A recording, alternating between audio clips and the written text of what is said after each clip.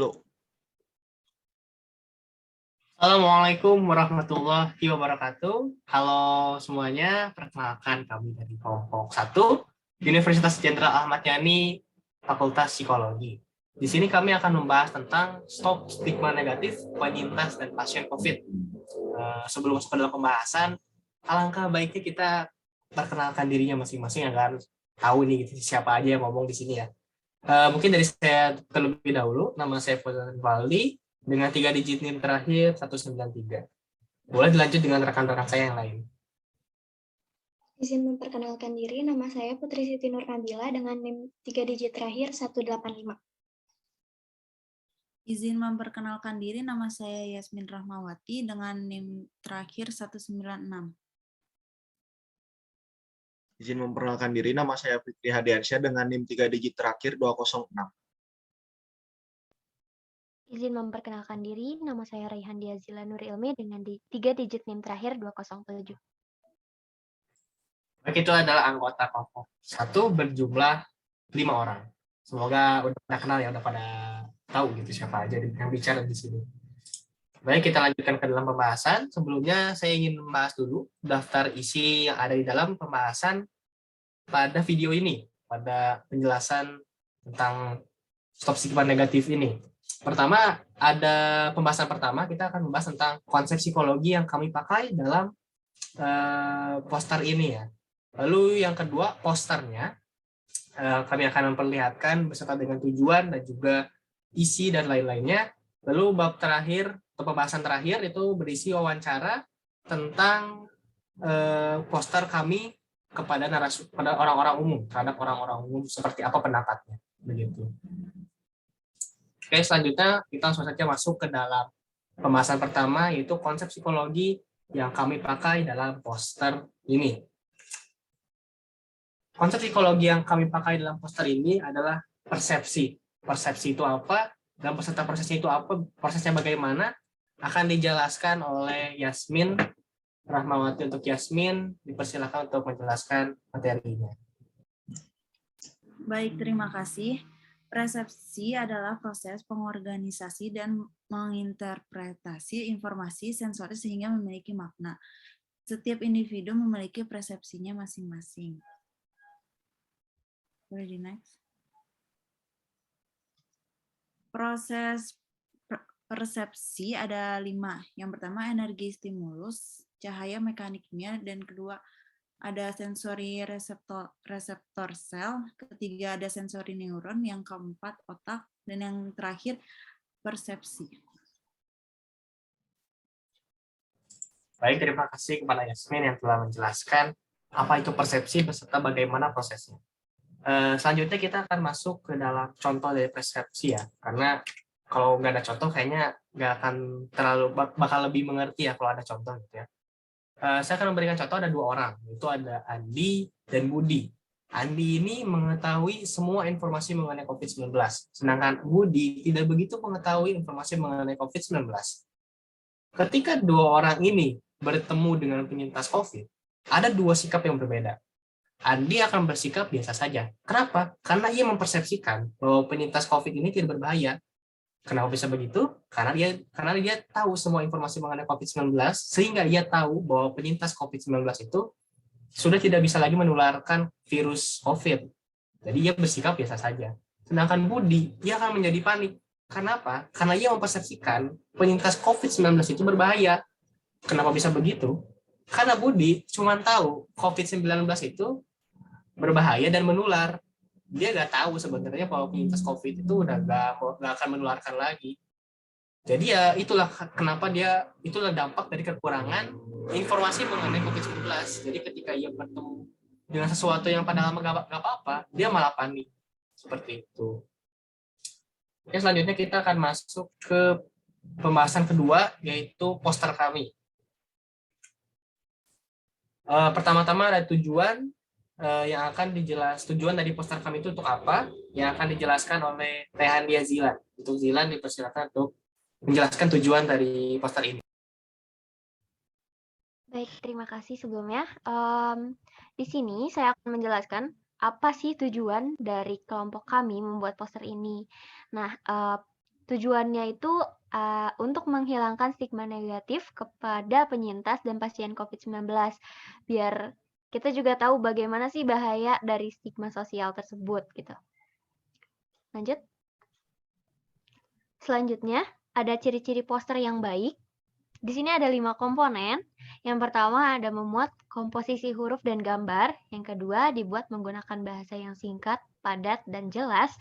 Yang ketiga berisi sesuatu yang menarik perhatian orang.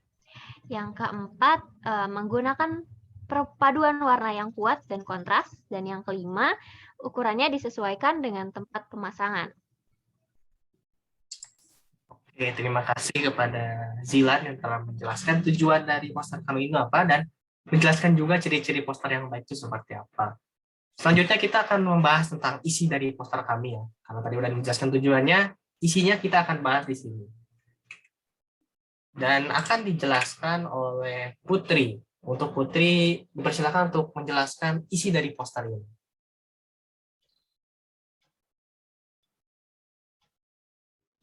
Isi dari posternya. Tahukah kalian, di tengah wabah COVID-19 muncul suatu fenomena sosial yang berpotensi memperparah situasi, yaitu stigma sosial atau asosiasi negatif terhadap seseorang atau sekelompok orang yang mengalami gejala atau menyandang penyakit tertentu. Nah, stigma tersebut membentuk pemberian label stereotip yang terhubung dengan COVID-19. Di sini ada bahaya stigma sosial. Yang pertama, stigma dapat menimbulkan kecemasan karena adanya rasa takut akan didiskriminasi. Pada gambar di samping, saya menggunakan ilustrasi seorang perempuan yang sedang cemas. Yang kedua, stigma menimbulkan rasa takut sehingga seseorang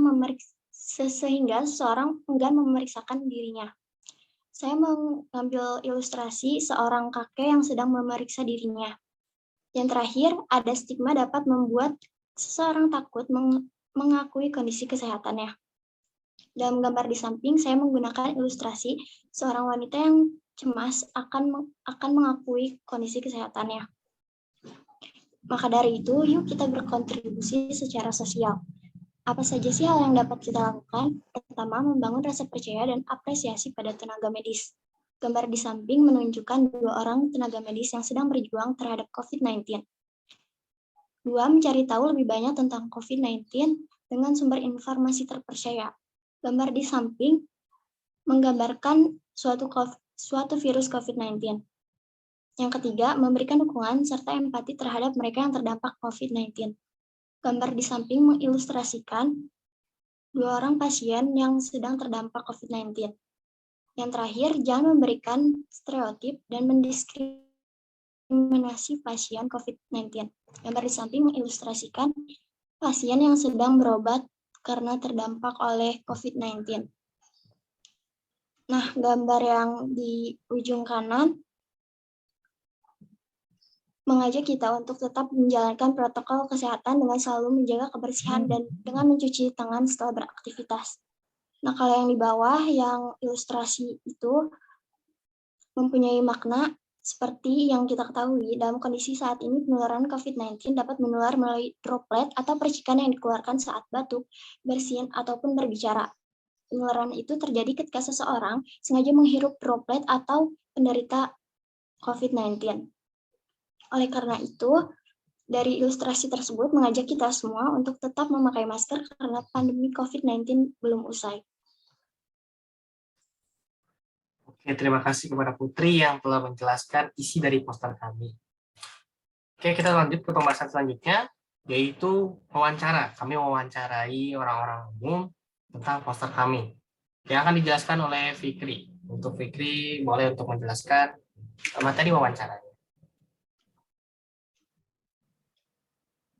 Ya, baik, setelah saya mewawancarai beberapa orang, dapat dijelaskan juga beberapa tanggapan dari poster yang kelompok kami buat. Di antaranya itu yang pertama, yaitu ada Agung Saputra. Beliau menjelaskan bahwa ia setuju dengan isi dari poster ini karena stigma masyarakat tentang COVID memang perlu diluruskan. Lalu ia juga berbicara kalau poster ini cukup baik karena menjadi media informasi serta media yang bermanfaat pada saat COVID-19 ini. Selanjutnya.